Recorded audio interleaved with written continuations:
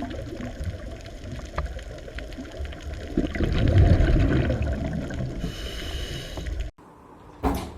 આપણે ગયા વખતે અંતઃપટલમય તંત્રની 4 અંગિકાઓ જોઈ ગયા. કઈ કઈ?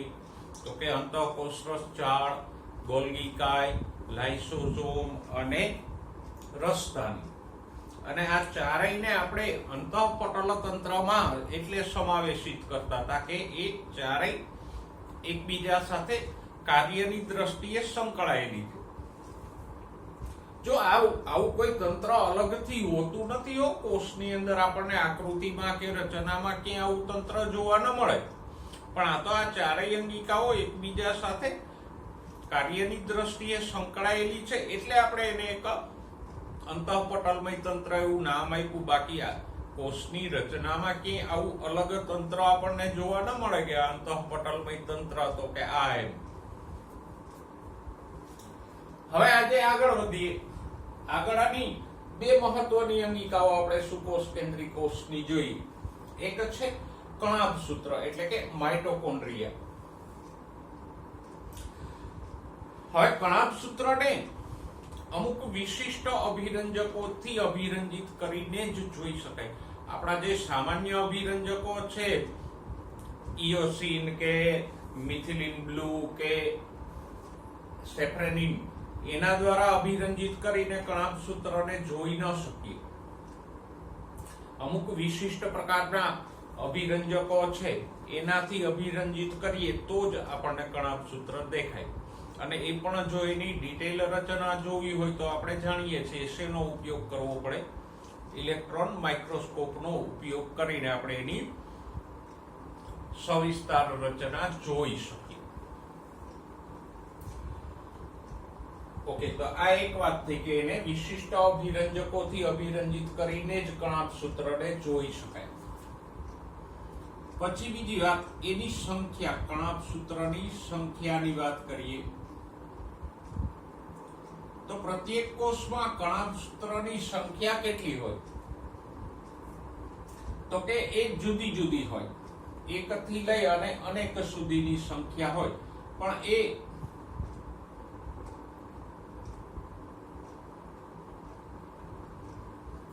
કોષની દેહધાર્મિક ક્રિયાઓ પર આધારિત છે.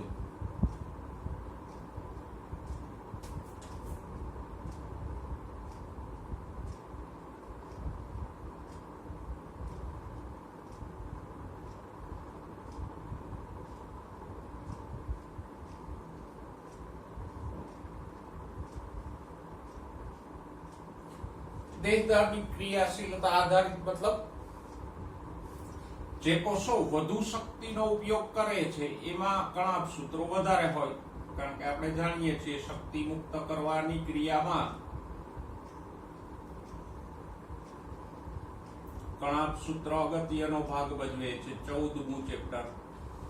તો જે કોષો વધુ શક્તિ વપરાશ કરે છે, ઉર્જાનો વધારે વપરાશ કરે છે,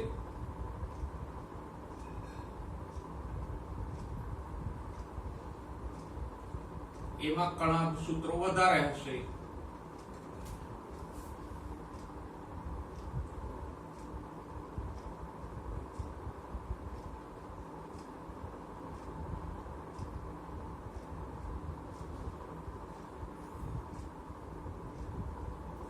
દાખલા તરીકે સ્નાયુ કોષો જે વધારે પ્રમાણમાં શક્તિ વાપરે છે, હૃદય સ્નાયુ કોષો, એમાં કણાભસૂત્રો વધારે હશે. આંખના ડોળાના કોષો છે તો એ ઓછી શક્તિ વાપરે છે તો એમાં કણાભસૂત્રોની સંખ્યા ઓછી હશે. તો આને યાદ રાખજો. આવા કોઈ ઉદાહરણો લઈને પૂછી લે તમને કે ભાઈ આપેલા કોષો પૈકી કયા કોષોમાં કણાભસૂત્રોની સંખ્યા વધારે હશે. એ ત્વચાના કોષો, બી સ્નાયુ કોષો, સી આંખના ડોળાના કોષો, કે આપેલ તમામમાં સરખી હોય. તો ત્વચાના કોષો અને આંખના ડોળાના કોષો કરતા સ્નાયુ કોષો વધારે ઉર્જા વાપરે છે તો એમાં કણાભસૂત્રોની સંખ્યા વધારે હશે. ઓછા માટે પૂછી શકે, જેમ કે હૃદય સ્નાયુ કોષો, રેખિત સ્નાયુ કોષો, ત્વચાના કોષો અને અરેખિત સ્નાયુ કોષો. તો ત્રણેય પ્રકારના સ્નાયુઓ કમ્પેરેટિવલી વધારે શક્તિ વાપરે છે, જ્યારે ત્વચાના કોષોમાં કણાભસૂત્રો ઓછા હશે. પછી સંખ્યા પછી આકાર અને કદની વાત કરીએ.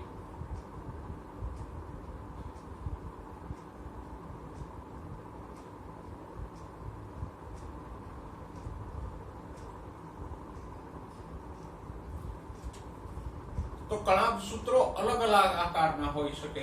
રકાબી આકાર હોય, નળાકાર હોય, પટ્ટી આકારના પણ હોય.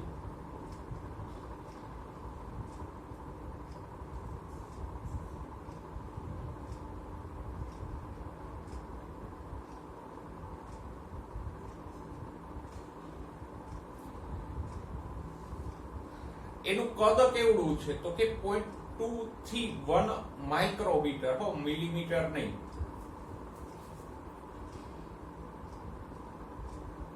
ઝીરો 0.2 થી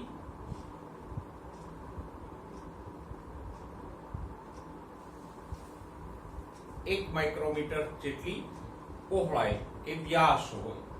સરેરાશ ગણીએ તો 0.5 માઇક્રોમીટર જેટલો વ્યાસ હોય. અને વ્યાસ એટલે પહોળાઈની વાત છે.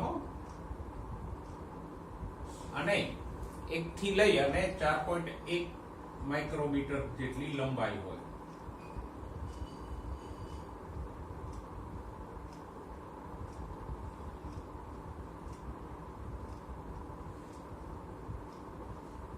અહીંયા પણ મિલીમીટર ને બદલે માઇક્રોમીટર નો સુધારો કરી લેજો. ઓકે. ઘણી બધી અંગિકાઓમાં તમને કદ આપ્યા છે, તો એવો એમસીક્યુ પણ તમને પૂછી લે. દાખલા તરીકે આમ પૂછી લઈએ આપણે એમસીક્યુ માં,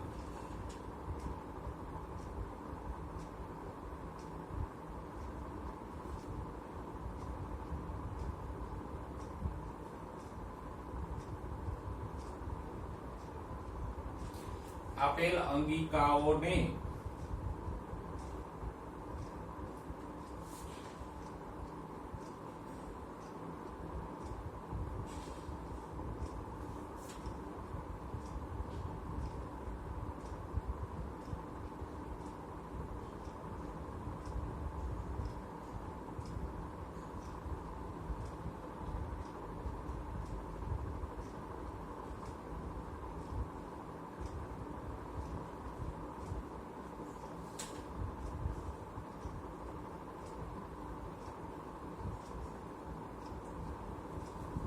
કદના આધારે ઉતરતા ક્રમમાં સાચો વિકલ્પ પસંદ કરો. અંગિકાઓ તમને આપી હોય. નંબર 1 કણાભસૂત્ર,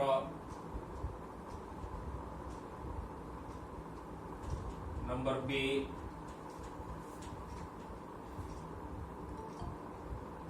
ગોલ્ગી કાય, નંબર 3 રિબોઝોમ,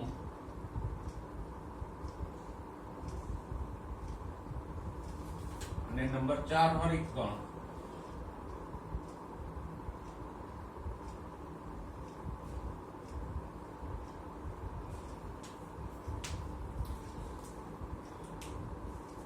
ઉતરતા ક્રમમાં છે એટલે નાની અંગિકા પહેલા આવશે, પછી એનાથી મોટી, એનાથી મોટી અને સૌથી મોટી. તો સૌથી નાની કઈ છે? રિબોઝોમ. એના પછી ગોલ્ગી કાય, એના પછી આવશે કણાભસૂત્ર, અને એનાથી મોટું હોય હરિતકણ. એટલે આપણો સાચો ક્રમ થશે રિબોઝોમ, ગોલ્ગી કાય, કણાભસૂત્ર અને હરિતકણ. આવા આડાવડા 4 ઓપ્શનો તમને આપ્યા હોય. આ ઓપ્શન એ છે, પછી બી, સી, ડી, અથવા તો તમને કોલમ થી પણ પૂછી લે કે એક કોલમમાં અંગિકાઓ આપી હોય ને બીજી કોલમમાં એના કદ આપ્યા હોય, તો એ રીતે તમે જોડકા જોડવા માટે પણ તમને એમસીક્યુ પૂછી લે. તો અહીંયા આ બે બાબતોને એમસીક્યુ ની દ્રષ્ટિએ યાદ રાખજો. એક તો સંખ્યામાં અમે વાત કરી એ પ્રમાણે તમને પૂછી લે. એમાં ખાસ યાદ રાખવાનું કે જે કોષો વધારે શક્તિનો વપરાશ કરે એમાં કણાભ સૂત્રો વધારે હોય, જેમ કે સ્નાયુઓ વગેરે, અને જે કોષો ઓછી શક્તિનો વપરાશ કરે એમાં કણાભ સૂત્રો ઓછા હોય. પછી કદના આધારે તમને આમ ચડતો ઉતરતો ક્રમ પૂછી લે, જોડકાની જેમ પૂછી લે, અથવા તો કોઈ વ્યક્તિગત અંગીકારનું કદ પણ પૂછી લે કે કણાભ સૂત્રનો વ્યાસ ખાલી જગ્યા અને લંબાઈ ખાલી જગ્યા હોય છે. આમ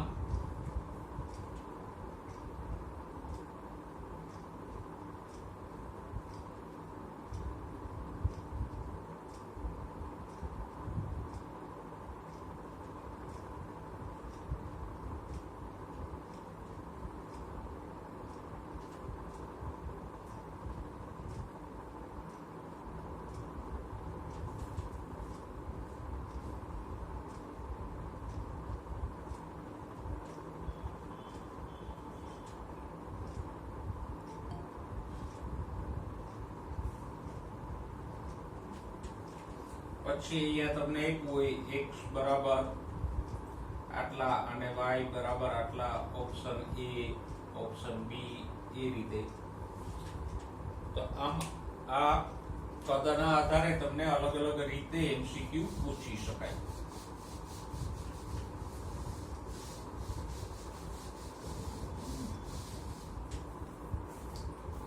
હવે રચનાની વાત કરીએ તો કણાભ સૂત્ર બેવડું પટલમય અંગિકા છે. જુઓ, પટલ વિહીન અંગિકાઓ કઈ છે? રિબોઝોમ અને તારકેન્દ્ર.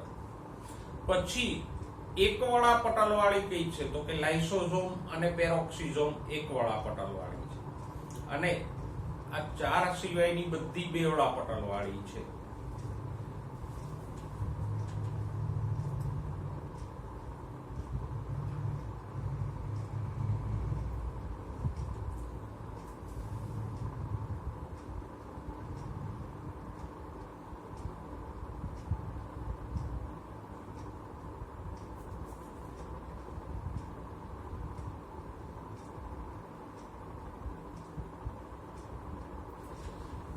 બેવડા પટલ વાળી છે તો એનું બાહ્ય પટલ અને અંદરનું પટલ, અંતઃ પટલ, એમ બે પટલો પડે. જો એક કણાભ સૂત્રને આપણે દોરીએ તો આ એનું બાહ્ય પડ છે જે સળંગ હોય.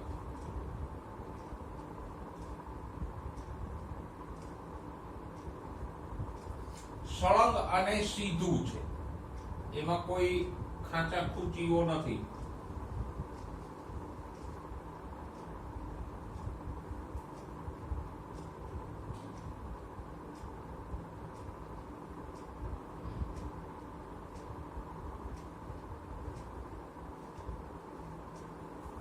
આવી રીતે બાહ્ય પડ આમ સળંગ હોય, જ્યારે અંતઃપડ છે એ સીધું નથી, મારી જેમ વાંકું ચૂકવું છે.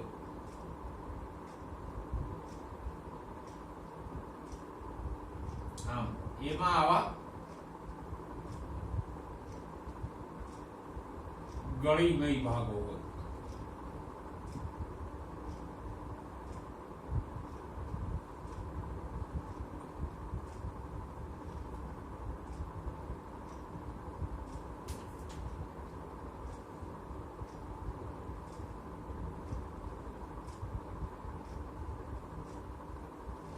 અને અંતઃપળની આ ગળીઓને આપણે કહી ગયા ક્રિસ્ટી.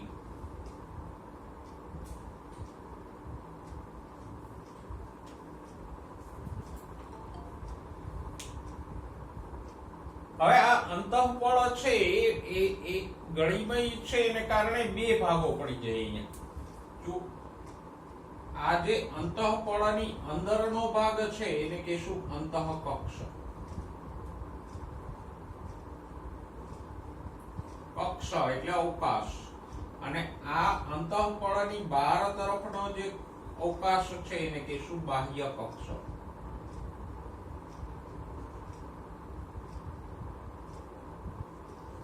તો આ અંતઃપળની અંદર તરફ જે આ ભાગ અવકાશ છે એને કહેશું અંતઃકક્ષ, અને આ બહાર તરફના ભાગને કહેશું બાહ્ય કક્ષ.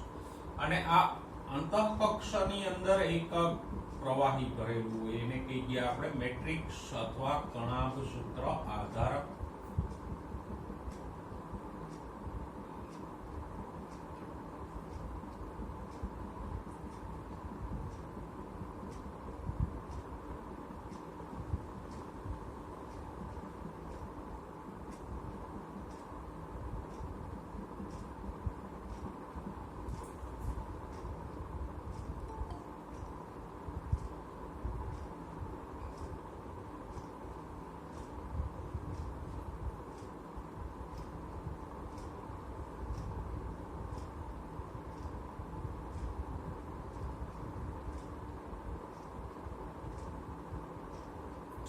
જેમ કોષની અંદર જે પ્રવાહી હતું એને આપણે કોષરસ આધારક કહેતા હતા, એમ કણાભ સૂત્રમાં જે પ્રવાહી છે એને ગુજરાતીમાં આપણે કહીશું કણાભ સૂત્ર આધારક અથવા મેટ્રિક્સ.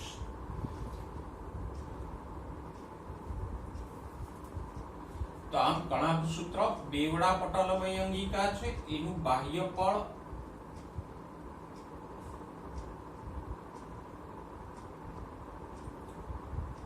સળંગ છે અને અંતઃપળ ગળીમય છે.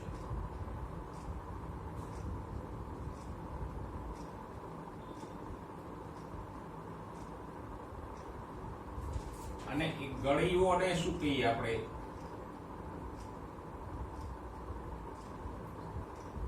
તો કે આ ગળીઓને કહેવાય ક્રિસ્ટીઓ.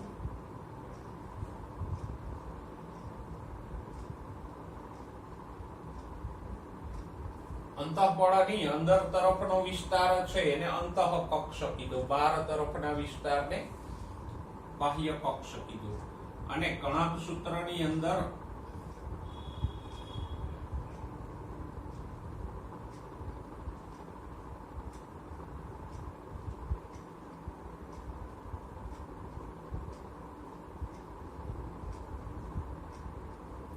પ્રવાહીને આપણે શું કીધું? મેટ્રિક્સ અથવા કણાભ સૂત્ર આધારક. અને કાર્યની દ્રષ્ટિએ આ બે ભાગો જ અગત્યના છે, મેટ્રિક્સ અને ક્રિસ્ટી.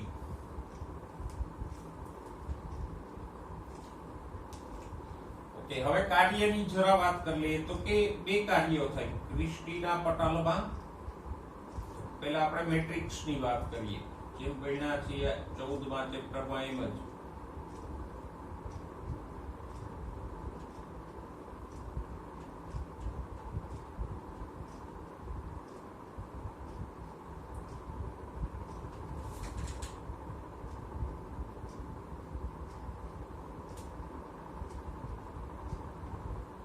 મેટ્રિક્સમાં ક્રેબ્સ ચક્ર માટેના ઉત્સેચકો આમાં આવેલા હોય એટલે આ મેટ્રિક્સમાં ક્રેબ્સ ચક્રની ક્રિયા થશે.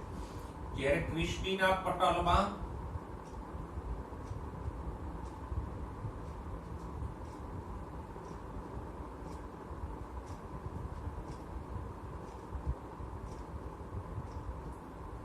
વીજાણુ પરિવહન તંત્ર એટલે કે ઇલેક્ટ્રોન ટ્રાન્સપોર્ટ સિસ્ટમ હોય, જેને આપણે ટૂંકમાં ઇલેક્ટ્રોન ટ્રાન્સપોર્ટ સિસ્ટમ એટલે ETS કહીએ.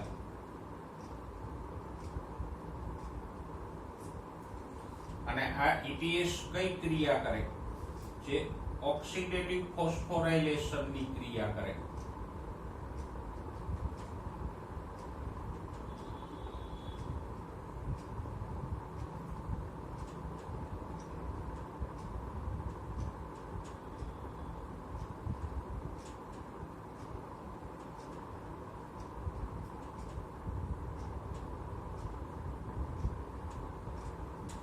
અને આ બે ક્રિયાઓ ક્રેબ્સ ચક્ર અને ઓક્સિડેટિવ ફોસ્ફોરાઇલેશન આપણને 14મા ચેપ્ટરમાં સવિસ્તાર આપેલ છે. અને આ બે ક્રિયાઓ દ્વારા ગ્લુકોઝ જેવા સ્વાસ્થ્ય પદાર્થનું સંપૂર્ણ વિઘટન થાય ક્રેબ્સ ચક્રમાં, અને ઓક્સિડેટિવ ફોસ્ફોરાયલેશન દરમિયાન એમાંથી મોટા પ્રમાણમાં એટીપી નું નિર્માણ થાય. તો આમ આ બંને ક્રિયાઓ ક્રેબ્સ ચક્ર અને ઓક્સિડેટિવ ફોસ્ફોરાયલેશન દ્વારા કણાભસૂત્ર શ્વાસીય પદાર્થોનું વિઘટન કરી અને એમાંથી એટીપી નિર્માણ કરે, અને જે શ્વાસીય પદાર્થના અણુમાંથી જે ઉર્જા મુક્ત થઈ હોય એને એટીપી માં સંગ્રહે. તો આમ કણાભસૂત્ર આવા ગ્લુકોઝ વગેરે શ્વાસીય પદાર્થોમાંથી ઉર્જા મુક્ત કરવાનું કામ કરે છે. એટલે કણાભસૂત્રને કોષનું પાવર હાઉસ કે શક્તિ ઘર પણ કહેવામાં આવે. કણાભસૂત્ર શું છે તો કે કોષનું પાવર હાઉસ એટલે શક્તિ ઘર.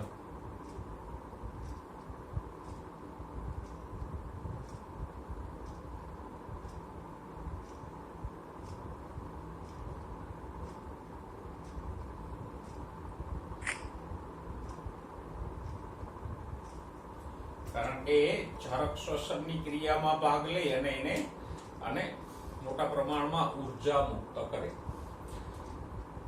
તો આ કણાભસૂત્રની બેઝિક રચના થઈ. એના સિવાય કણાભસૂત્રમાં શું હોય? આ ક્રિસ્ટી અને મેટ્રિક્સ સિવાય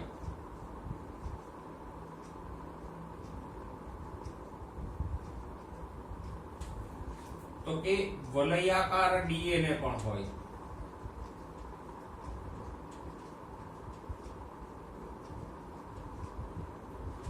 પછી તો કે વલયાકાર એટલે આમ રિંગ જેવું વીટી જેવું ડીએનએ હોય. રિબોઝોમ્સ આવેલા હોય.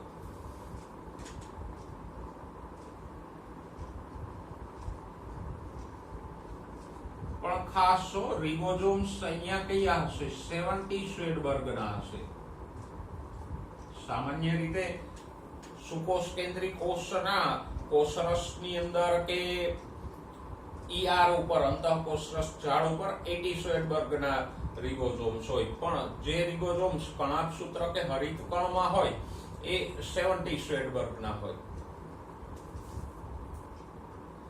અને પ્રોટીન સંશ્લેષણ માટેના ઉત્સેચકો હોય.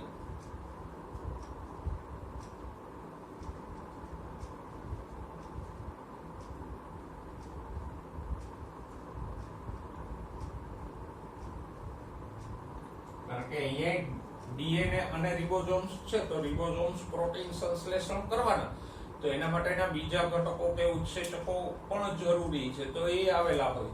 તો આમ કણાભસૂત્રમાં મુખ્ય બે ભાગો છે રચનાકીય રીતે, એક મેટ્રિક્સ અને ક્રિસ્ટી, અને બેમાં અલગ અલગ શ્વસનના તબક્કા થાય. મેટ્રિક્સમાં ક્રેબ્સ ચક્રની ક્રિયા થાય.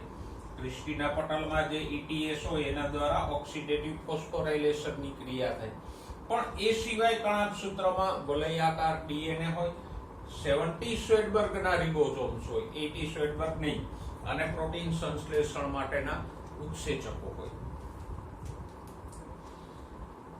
અને બીજી એક ખાસ વાત, કણાભસૂત્ર નવેસરથી નિર્માણ નથી પામતું ક્યારેય.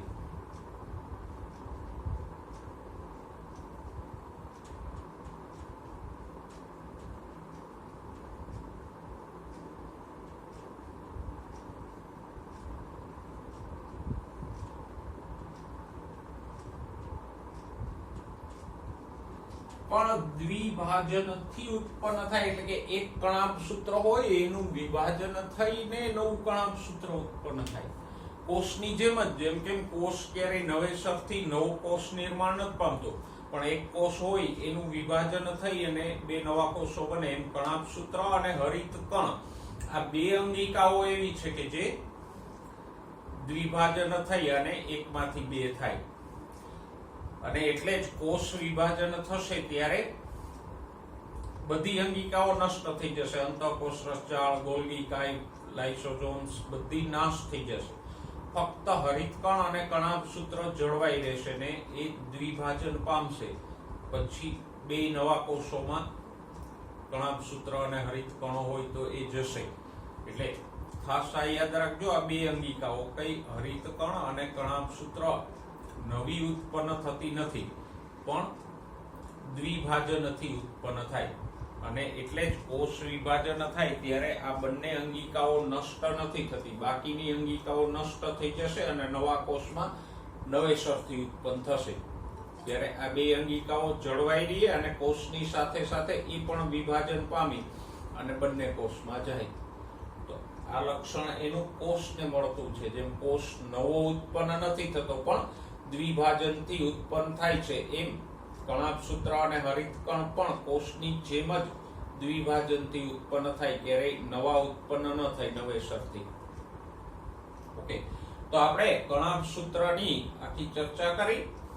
આકૃતિને દોરજો જેથી કરીને બધા ભાગો મગજમાં બેસી જાય. અને કાર્યોની વાત કરી તો કાર્યો તો આપણે 14મા ચેપ્ટરમાં ઓલરેડી સવિસ્તાર આપેલા જ છે. બાકીના ઘટકો છે આ વલયાકાર ડીએનએ, પછી 77 રિબોઝોમ અને પ્રોટીન સંશ્લેષણના ઉત્સેચકો, એને યાદ રાખજો. દ્વિભાજનથી ઉત્પન્ન થાય છે એને યાદ રાખજો. અને આગળના બે મુદ્દા સંખ્યા અને કદની વાત અને એના આધારિત એમસીક્યુઓની ચર્ચા તો આપણે કરી ગયા. તો આ કણાભસૂત્ર છે કોષની એક બહુ મહત્વની અંગિકા છે, કારણ કે એને કોષનું શક્તિઘર કહીએ. કોષને શક્તિ પૂરી પાડવામાં કણાભસૂત્રનો ફાળો ઘણો બધો છે. તો એની ચર્ચા આપણે સવિસ્તાર કરી.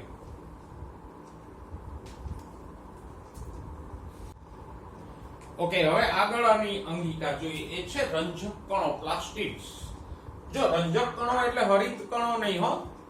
રંજક કણો અલગ અલગ પ્રકારના હોય. આમ તો રંજક કણો એટલે રંગીન કણો.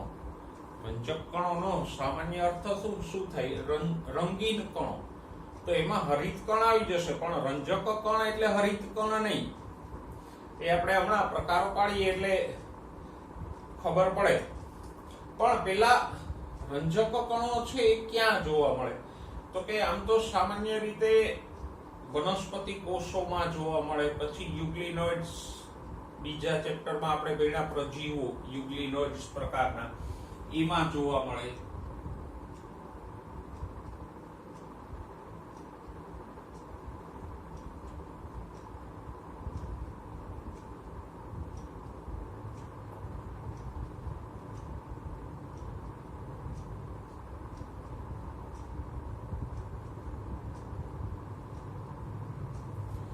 પછી ઇવન ડાયનોફ્લેજેલેટ્સમાં પણ જોવા મળે.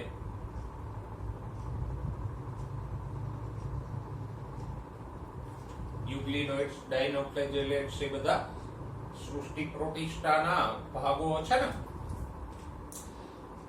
અને એ મોટા છે. આ રંજક કણો સામાન્ય કદમાં કેવા હોય તો કે મોટા હોય, અને માઇક્રોસ્કોપમાં એને સહેલાઈથી જોઈ પણ શકાય.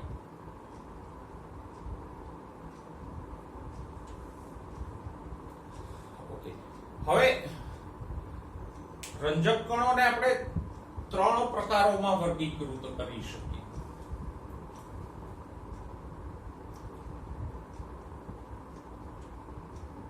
એક છે રંગ કણો, બીજો પ્રકાર એનો છે રંગહીન કણો,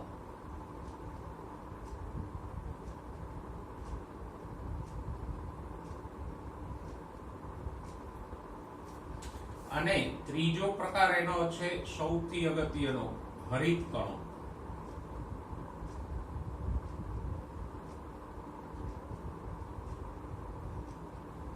તો આમ રંજક કણોને આપણે 3 ભાગોમાં વિભાજિત કરી શકીએ: રંગ કણો, રંગહીન કણો અને હરિત કણો. પહેલા આપણે રંગ કણોની વાત કરીએ તો રંગ કણો છે એ સામાન્ય કોઈ રંગ ધરાવતા દ્રવ્યો ધરાવે, એટલે કે કોઈ રંગીન દ્રવ્યો ધરાવે. દાખલા તરીકે કેરોટીનોઇડ્સ કે જે નારંગી રંગના છે, પછી ઝેન્થોફિલ્સ જે પીળા રંગના છે, પછી બીટાડીન્સ કે જે લાલ રંગના, ઘેરા લાલ રંગના છે. એવા રંગ કણો ધરાવે, જેમ કે કેરોટીનોઇડ્સ એટલે કેરોટીન્સ,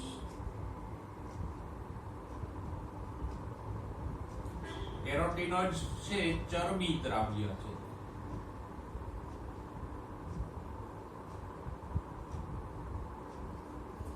પછી ઝેન્થોફિલ્સ,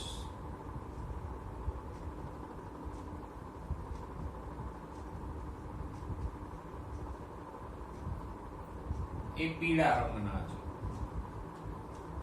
પછી બીટ કે બોગનવેલાના પુષ્પોને રંગ આપતા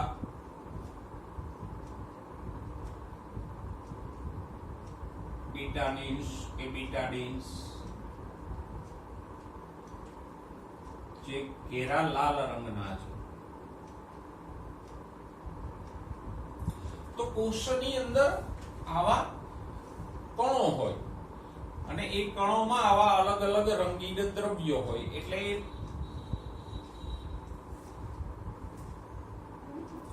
જે તે ભાગને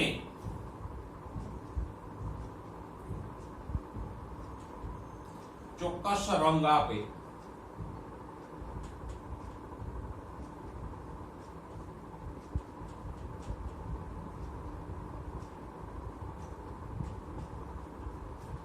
અને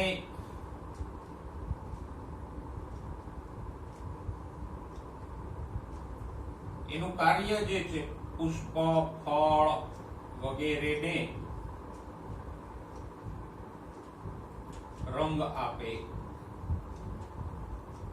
આપણે પુષ્પના જે જુદા જુદા રંગો જોઈએ છીએ તો એ શેને કારણે છે? તો કે એના દલપત્રોના કોષોમાં કોઈ ચોક્કસ પ્રકારના રંજક કણો હોય, એને કારણે પુષ્પનો એવો રંગ આવે. અને કોષની અંદર આવા રંગ કણો ખીચોખીચ ભરેલા હોય. પછી ગાજરનો નારંગી રંગ શેને કારણે છે? તો કે ગાજરના કોષોમાં કેરોટીન્સ નામનું નારંગી રંગ કણો આવેલા હોય. બીટનો ઘેરો લાલ, તો કે એમાં એના કોષોમાં બીટાનિન્સ કે બીટાડિન્સ નામના ઘેરા લાલ રંગના અણુઓ ધરાવતા કણો આવેલા હોય. તો આ રંગ કણો ના ઉદાહરણો અને એનું કાર્ય તો સામાન્ય છે કે જે તે ભાગોને રંગ આપે. પછી રંગહીન કણોની વાત કરીએ. ઘણા કોષોમાં એવા કણો આવેલા હોય કે જે રંગ વગરના હોય. દાખલા તરીકે જો મંડ કણો કે સ્ટાર્ચ કણો.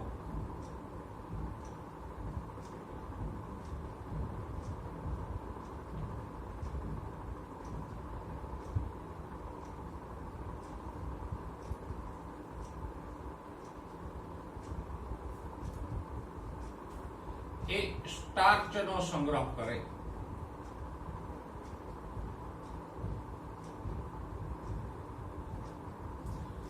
બટાકાના કોષોમાં કે ઘઉંના કોષોમાં પુષ્કળ જોવા મળે. બટાકાનો એક પાતળો છેદ લઈ એની ઉપર મંદ આયોડીનનું ટીપું નાખો તો બટાકાના કોષમાં આમ આયોડીનથી સ્ટાર્ચ જાંબલી થઈ જાય ને, એટલે આપણે આયોડીનનું ટીપું નાખીએ તો એ બટાકાના કોષોમાં માઇક્રોસ્કોપમાં આપણને આવા જાંબલી કલરના સ્ટાર્ચ કણો ઢગલાબંધ જોવા મળશે.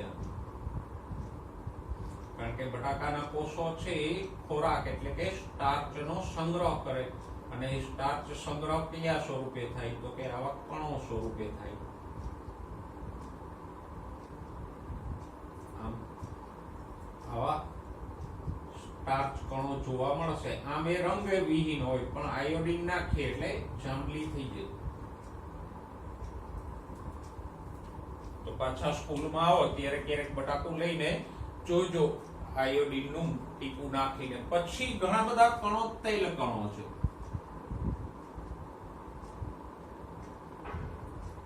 એ તેલ એટલે કે ચરબીનો સંગ્રહ કરે.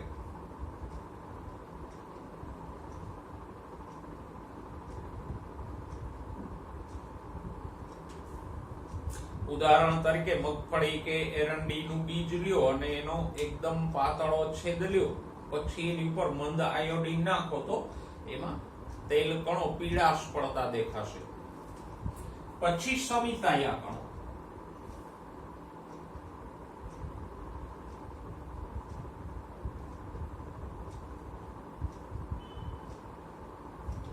એ પ્રોટીન સંગ્રાહી છે.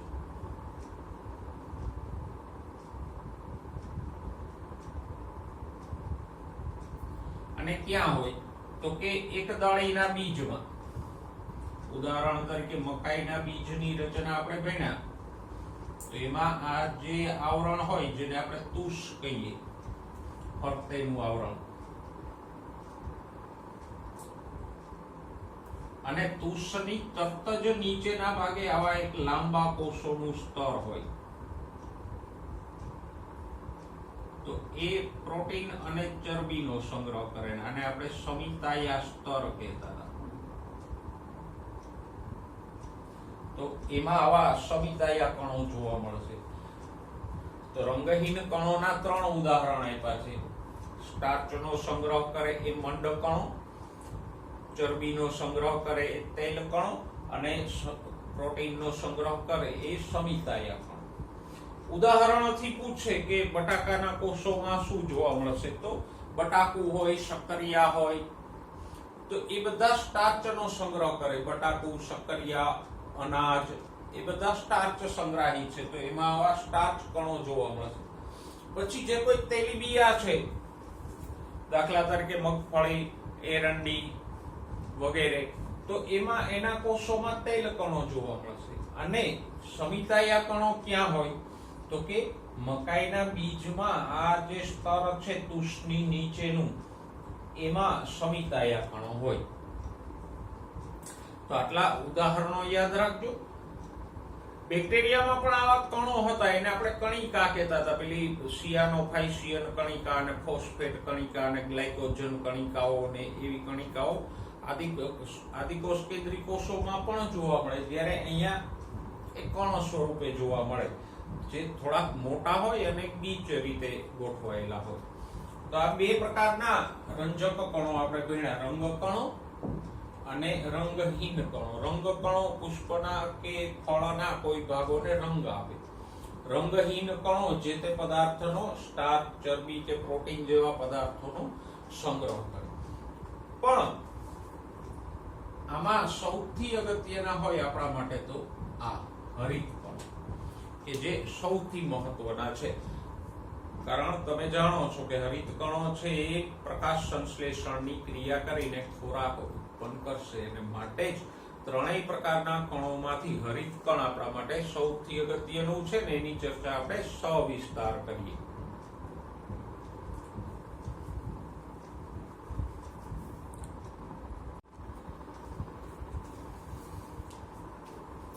હવે હરિત કણની વાત કરીએ. રંગ કણોનો ત્રીજો અને મહત્વનો પ્રકાર છે. તો આપણે જાણીએ છીએ હરિત કણની અંદર અલગ અલગ રંજક દ્રવ્યો હોય, અને એમાં મુખ્ય કોણ હોય, તો કે ક્લોરોફિલ્સ હોય.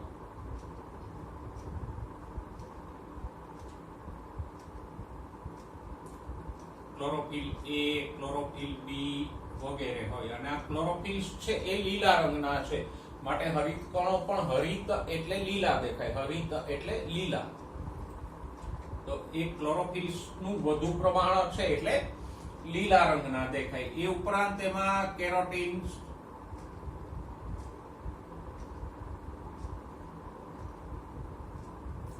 ઝેન્થોફિલ્સ,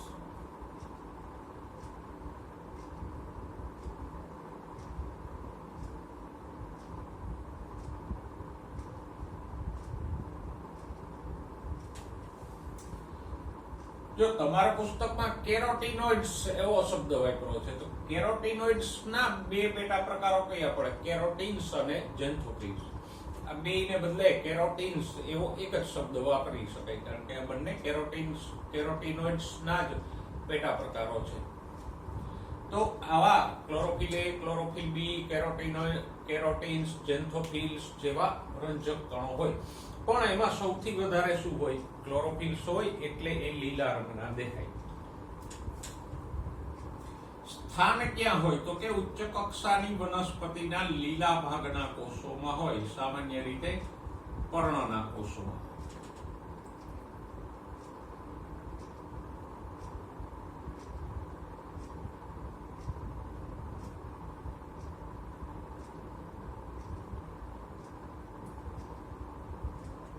અને પર્ણમધ્ય પેશીના કોષોમાં પણ ક્યાં હોય, તો કે પરિઘ તરફ ગોઠવાયેલા હોય, વચ્ચે નહીં, જેથી વાયુઓનું પ્રસરણ અને પ્રકાશ સહેલાઈથી ત્યાં પહોંચી શકે. તો આમ પર્ણમધ્ય પેશીના કોષોમાં કોષ દિવાલ તરફ, પરિઘ તરફ આવેલા હોય. આકાર કેવા છે તો કે હરિતકણોના આકાર અલગ અલગ વનસ્પતિઓમાં અલગ અલગ જોવા મળે. જેમ કે લેન્સ આકાર એટલે બહિર્ગોળ લેન્સ આકાર,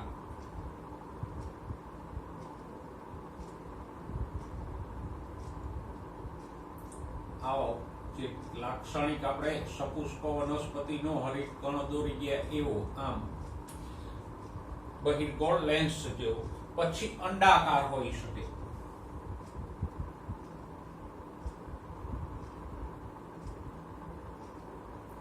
પછી તો કે ગોળાકાર હોય, બિંબ આકાર હોય, પટ્ટી આકાર હોય. ગોળાકાર એટલે દળા જેવા, બિંબ આકાર એટલે રકાબી જેવા.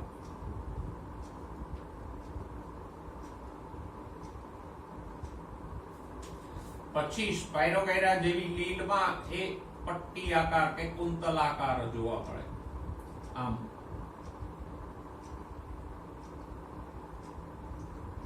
સ્પ્રિંગની જેમ.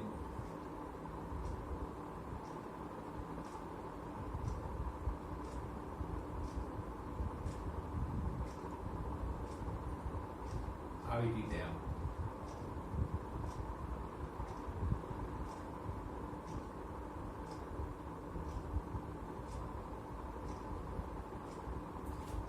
પછી કપ આકારના પણ હોય ક્લેમિડોમોનાસ જેવી લીલમાં.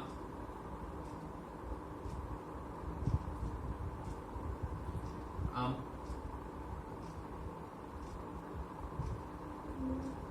અને ઝીગ્નીમાં જેવી લીલમાં તો ડમ્બેલ આકારના હોય. ડમ્બેલ જોયું ને પેલું કસરત કરવા માટેનું.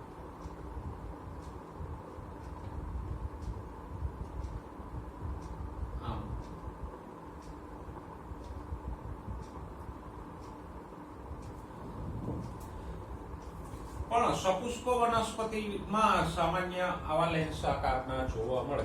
પછી લીલમાં આ બધા વિવિધ આકારો જોવા મળે. અંડાકાર, ગોળાકાર, બિંબાકાર, પટ્ટી આકાર, કુંતલ આકાર, કપ આકારના કે ડમ્બેલ આકારના જોવા મળશે. પણ લેન્સ આકાર સિવાયના બીજા આકારો મુખ્યત્વે લીલની અંદર જોવા મળશે.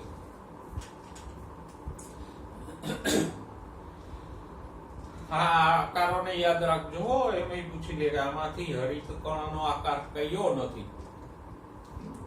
લેન્સ આકાર, ગોળાકાર, બિંબ આકાર અને ચોથો કોઈક ઓપ્શન આપ્યો હોય તંતુમય એવો. પછી કદ. હરિતકણો છે કદમાં મોટા છે.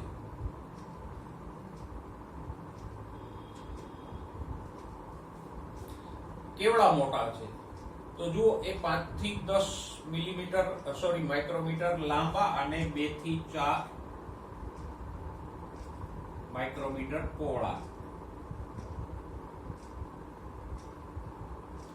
એટલે કે કણાભ સૂત્ર કરતા પણ મોટા છે. એટલે તો આપણે પેલો MCQ લખી ગયા એમાં સૌથી મોટા છેલ્લે આપણે હરિતકણો લખાતા ને.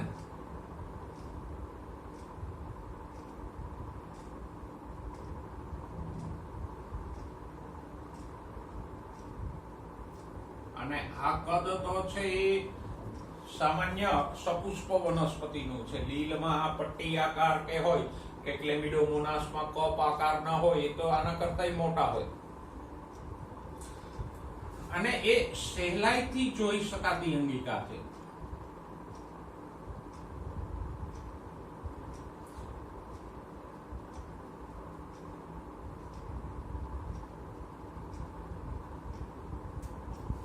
કોષ કેન્દ્ર પછી કોઈ અંગિકા જો કોષમાં સરળતાથી જોઈ શકાતી હોય તો એ કઈ છે? હરિતકણ.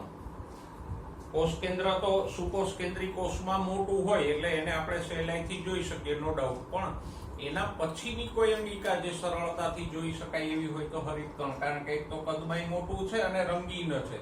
એટલે આપણી લેબોરેટરીમાં જે સંયુક્ત સૂક્ષ્મદર્શક હોય એના દ્વારા સહેલાઈથી તમે જોઈ શકો. આ કણાભ સૂત્ર કે રિબોઝોમ્સ કે ગોલ્ગી કાઈને જોવા માટે થોડુંક સારું માઇક્રોસ્કોપ અને વિશિષ્ટ અભિરંજકો જોઈએ. તો આવું પણ પૂછી લઈએ કે આપેલ પૈકી કઈ અંગિકાને તમે તમારી શાળાની પ્રયોગશાળામાં રહેલા સંયુક્ત સૂક્ષ્મદર્શક યંત્ર દ્વારા જોઈ શકશો. બરાબર, તમારી શાળાની પ્રયોગશાળામાં રહેલ સંયુક્ત સૂક્ષ્મદર્શક યંત્ર દ્વારા આ કોષની આપેલ પૈકી કઈ અંગિકાને સહેલાઈથી જોઈ શકશો? એ કણાભસૂત્ર, બી ગોલ્ગી કાય, સી રિબોઝોમ્સ અને ડી હરિતકણ.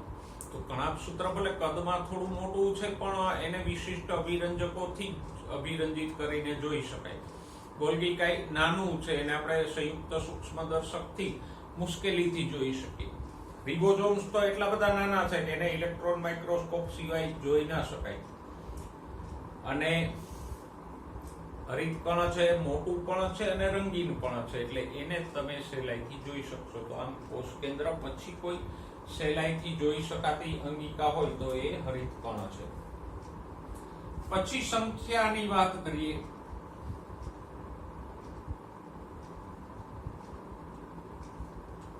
તો સંખ્યા જુદી જુદી હોય. જેમ કે ક્લેમિડોમોનાસના દરેક કોષમાં એક જ હોય. અને યાદ રાખજો, કયા કોષમાં એક જ હરિતકણ જોવા મળે? તો કે ક્લેમિડોમોનાસ.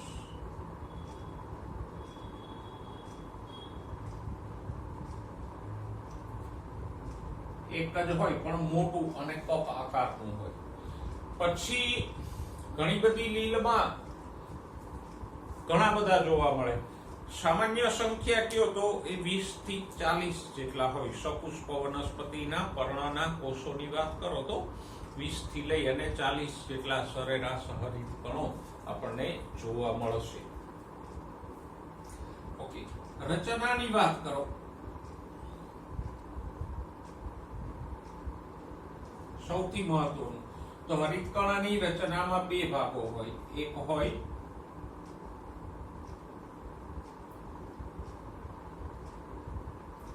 પટલમય તંત્ર અને બીજો ભાગ હોય સ્ટ્રોમા એટલે આધારક. હરિતકણ પણ બેવડા પટલવાળી અંગિકા છે. તો 14મા ચેપ્ટરમાં આપણને સવિસ્તાર આપેલું જ છે હરિતકણ વિશે.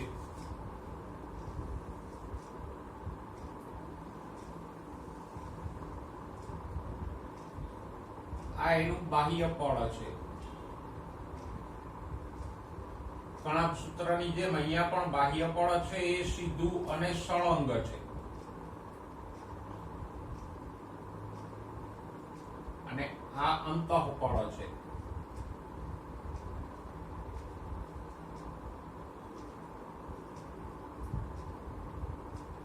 અને કણાભસૂત્રની જેમ જ અહીંયા પણ અંતઃપડ છે, એ ગળીમય છે.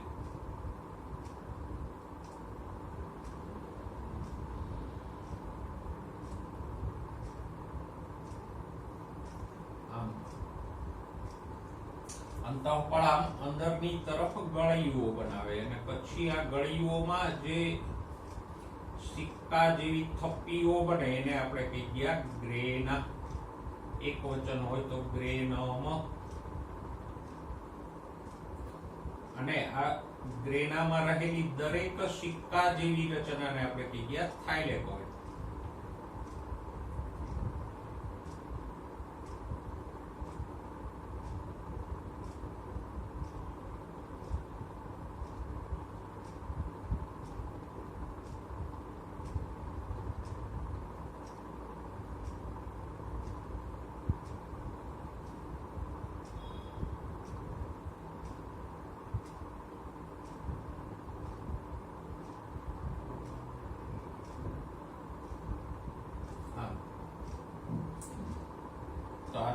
ગ્રેના જે થાઇલેકોઇડ થી બનેલું હોય. અને આવા ગ્રેનાઓને જોડતા ભાગને કહીશું આંતરગ્રેનમ પટલ.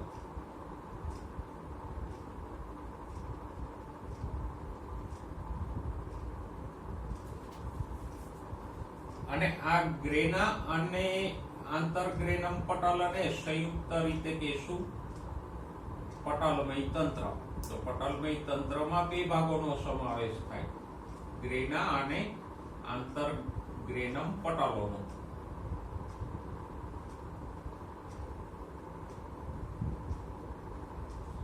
અથવા તો જેને આપણે સ્ટ્રોમા લેમિલી કહીએ.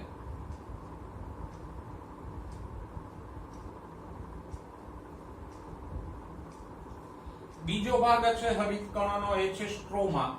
એ એક પ્રવાહી છે. જેમ કણાભ સૂત્રમાં આમ ફરતે પ્રવાહી હતું એમ અહીંયા પણ છે. તો આ પટલમય તંત્રની ફરતે જે પ્રવાહી હોય એને કહેશું સ્ટ્રોમા અથવા આધારક. તો આમ હરિતકણમાં બે ભાગો છે, પટલમય તંત્ર અને સ્ટ્રોમા. બેવડા પટલવાળી અંગિકા છે. પટલમય તંત્રમાં ગ્રેનાઓ અને આંતરગ્રેનમ પટલ કે સ્ટ્રોમા લેમિલીનો સમાવેશ થાય. ગ્રેનાઓ છે એ પણ પટલમય રચના છે અને એમાં જે સિક્કા જેવી રચનાઓ હોય એને કહેવાય થાઇલેકોઇડ, અને થાઇલેકોઇડની થપ્પી બને એને કહેવાય ગ્રેના. સ્ટ્રોમા એક પ્રવાહી છે કે જે પટલમય તંત્રની આજુબાજુએ ભરેલું હોય. હવે કાર્યોની વાત કરીએ તો પ્રકાશ સંશ્લેષણ વાળા ચેપ્ટરમાં આપણને સવિસ્તાર સમજાયું છે કે પટલમય તંત્રમાં પ્રકાશ સંશ્લેષણનો પ્રકાશ પ્રક્રિયા તબક્કો થાય.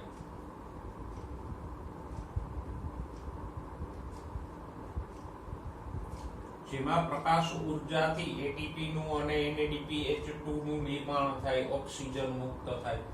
જ્યારે સ્ટ્રોમામાં જૈવ સંશ્લેષણ તબક્કાના એટલે કે અંધકાર તબક્કાના ઉત્સેચકો આવેલા હોય.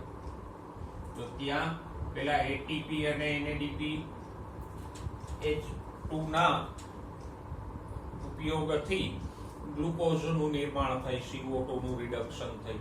જૈવ સંશ્લેષણના પથ પણ આપણે ગણી ગયા, C3 પથ, C4 પથ.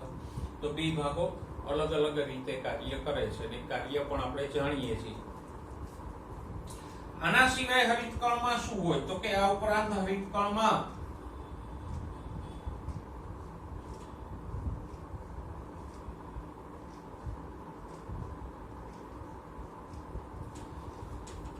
વલયાકાર DNA હોય. અહીંયા પણ કણાભ સૂત્રની જેમ જ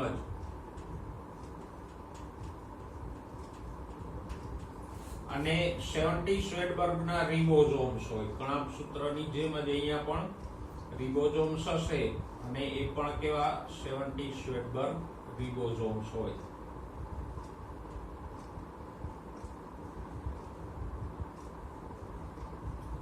પછી મંડકણો એટલે સ્ટાર્ચના કણો હશે, કારણ કે પ્રકાશ સંશ્લેષણ દરમિયાન જે ગ્લુકોઝ બને એ પછી સ્ટાર્ચમાં ફેરવાઈ જાય. નવા સ્ટાર્ચ સંગ્રાહી કણો પણ થોડાક પ્રમાણમાં હરિતકણની અંદર જોવા મળે. તો આખી હરિતકણની રચના છે અને એ આપણને રિપીટેડલી 13મા ચેપ્ટરમાં પણ આપી છે. તો આપણે એક મહત્વની અંગિકાની વાત કરી, હરિતકણ. અહીંયા આપણે આમ તો મુખ્ય મુદ્દો તો આપણો કયો છે, રંજક કણો. એના 3 પ્રકારો આપણે પડ્યા હતા, રંગ કણો, રંગહીન કણો અને ત્રીજો પ્રકાર હતો હરિતકણ. તો ત્રણેય પ્રકારના રંજક કણોની આપણે સવિસ્તાર અહીંયા ચર્ચા કરી.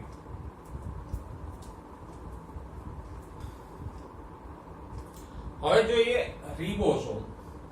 રિબોસોમ એક નાનકડી અંગિકા છે અને એ સૌથી પહેલા કોણે જોઈ તો કે જ્યોર્જ પેલેડે.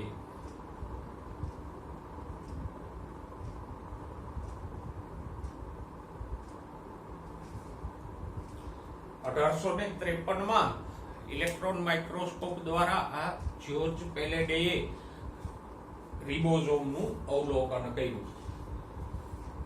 હવે રિબોઝોમની રચના કેવી છે, પહેલા આપણે એની રચનાની વાત કરીએ.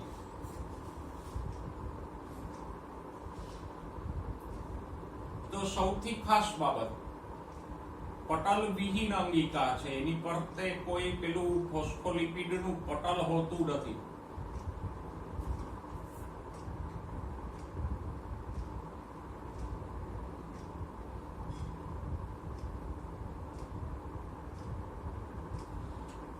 બીજું, રિબોઝોમ્સ 2 ઉપ એકમો ધરાવે.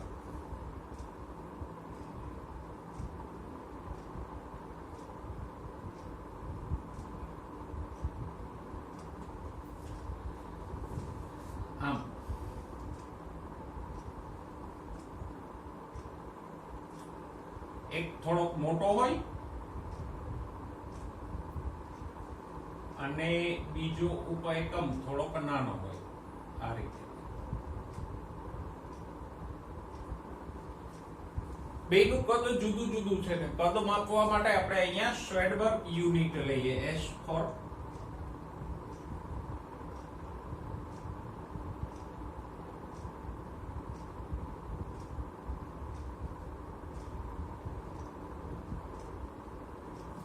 એ છે ને એ રિબોઝોમની ઘનતા અને સેન્ટ્રીફ્યુજમાં એના અવસાદન દર સાથે સંબંધિત એકમ છે.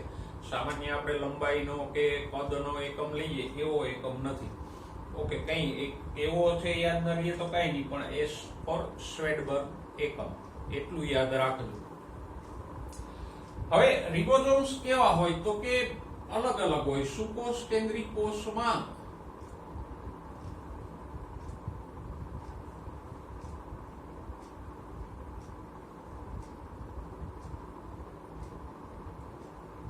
જે કોષરસમાં તરતા રિબોઝોમ હોય અને અંતઃકોષરસ ઝાડ પરના રિબોઝોમ હોય એ એટી શ્વેડબર્ગના હોય.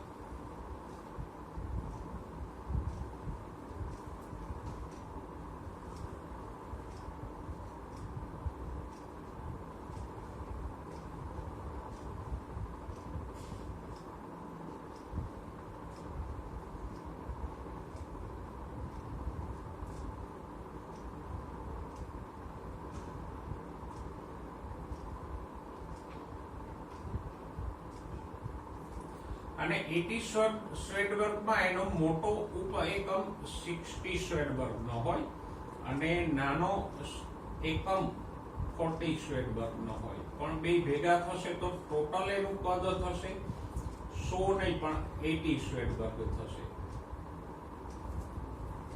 તો યાદ રાખજો, સુકોષ કેન્દ્રીય કોષમાં જે અંતઃકોષરસ ઝાડ અને કોષરસમાં આવેલા રિબોઝોમ છે એ કેવા હોય? 80 શ્વેડબર્ગ કદના હોય. એના બે ઉપએકમો કયા હોય તો કે મોટો ઉપએકમ 60 શ્વેડબર્ગનો હોય, નાનો ઉપએકમ 40 શ્વેડબર્ગનો હોય અને ટોટલ કદ થશે એનું 80 શ્વેડબર્ગ. જ્યારે આદિકોષ કેન્દ્રીય કોષમાં આવેલા રિબોઝોમ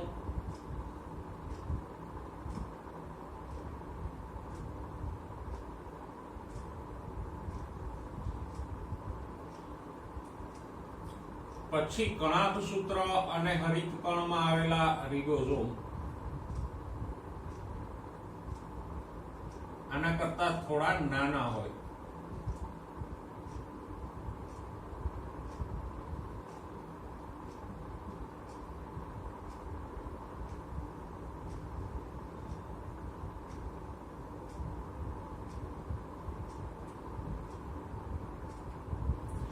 કેવડા હોય તો કે એનું કુલ કદ હોય 70 શ્વેડબર્ગ, મોટો ઉપએકમ 50 શ્વેડબર્ગનો હોય અને નાનો ઉપએકમ 30 શ્વેડબર્ગનો હોય અને ટોટલ કદ થશે 70 શ્વેડબર્ગ.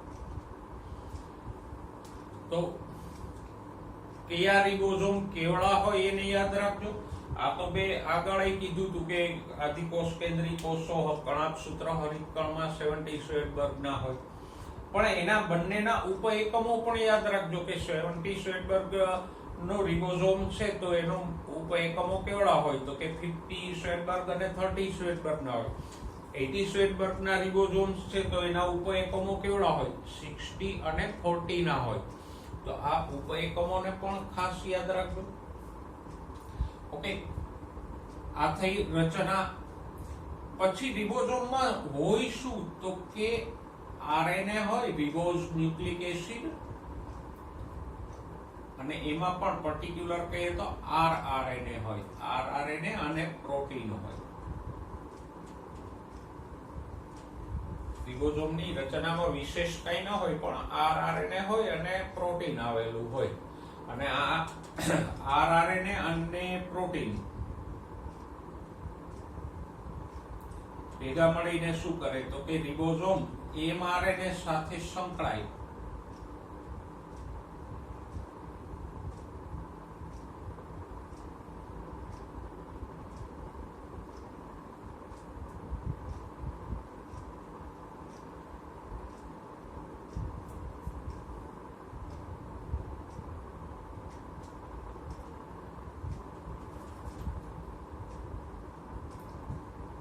પ્રોટીન સંશ્લેષણ કરે.